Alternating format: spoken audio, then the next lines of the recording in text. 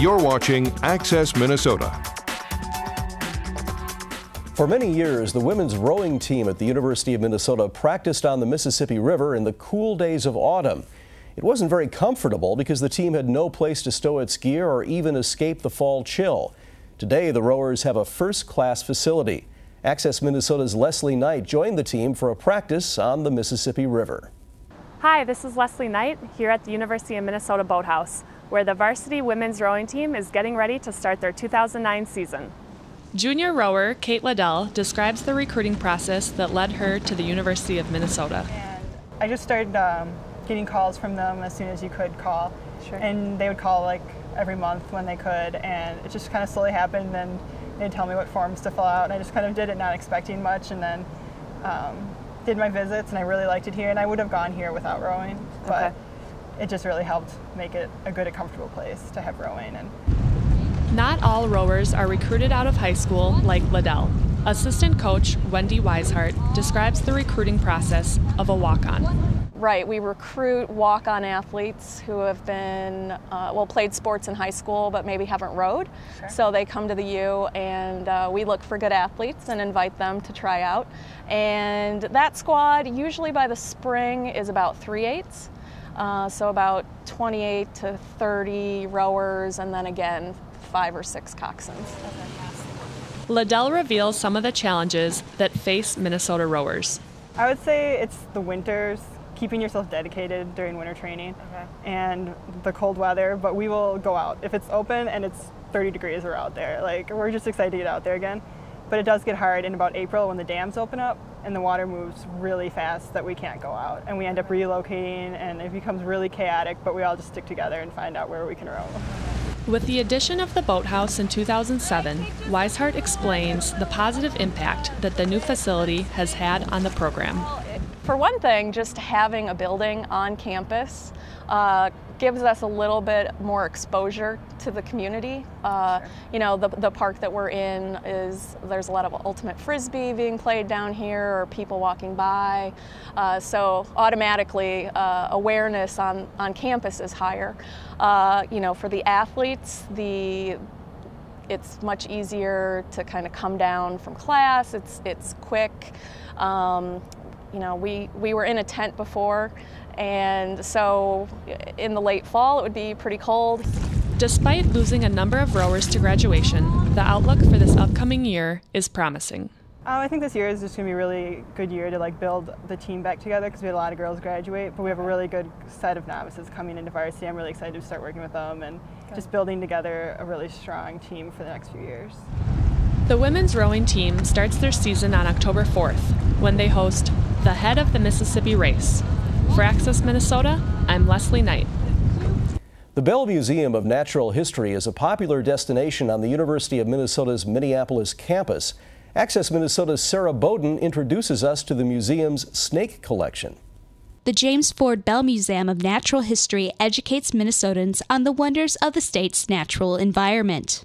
Perhaps the most exciting aspect of the Bell is the Touch and See Room, which has live animals guests can meet. Recently, I visited the Touch and See Room and discussed snakes in Minnesota with Public Collections Coordinator Jennifer Menken. This snake is the largest type of snake we get in Minnesota. They're also called gopher snakes. It's one of their other common names.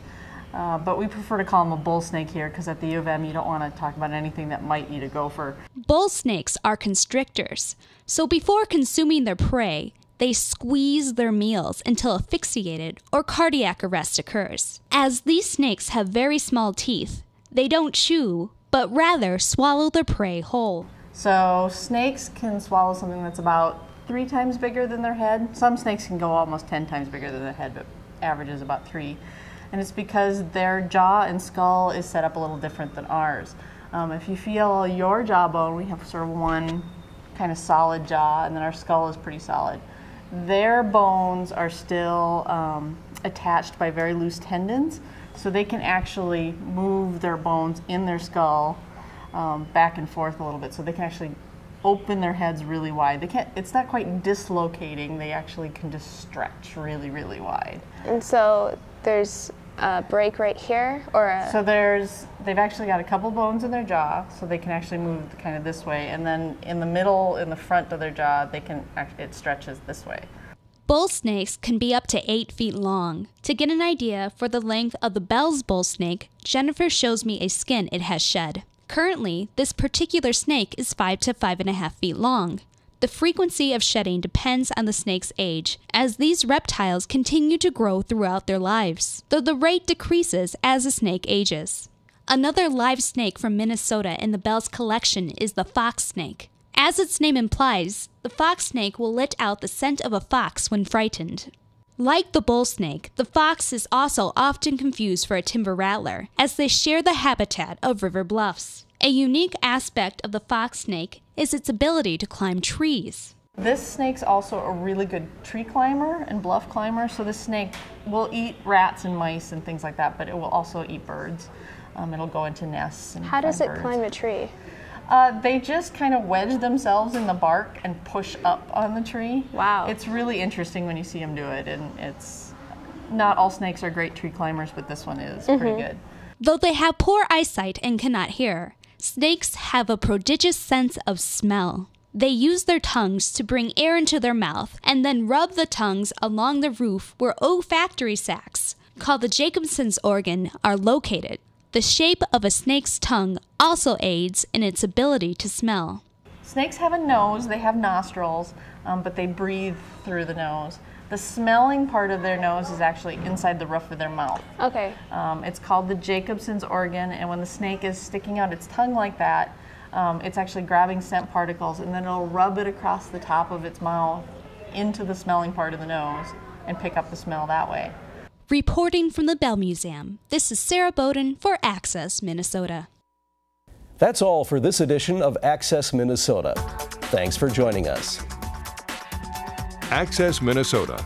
Issues that matter to you. Join us again next week as we bring you the newsmakers and stories that shape our everyday lives.